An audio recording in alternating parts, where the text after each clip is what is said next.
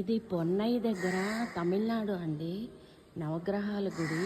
ఇక్కడికి వచ్చి ఏదన్నా అదే మనకి ఏ ప్రాబ్లం ఉన్నా కానీ నవగ్రహాలకు పూజ చేయించుకుంటే కనుక అన్ని దోషాలు పోతాయి.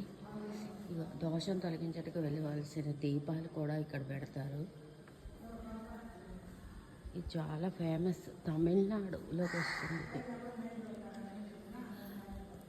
ఈ ఊరి పేరు పొన్నై.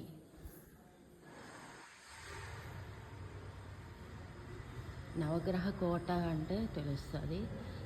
పొన్నై దగ్గర నవగ్రహ కోట, వినాయకపురం.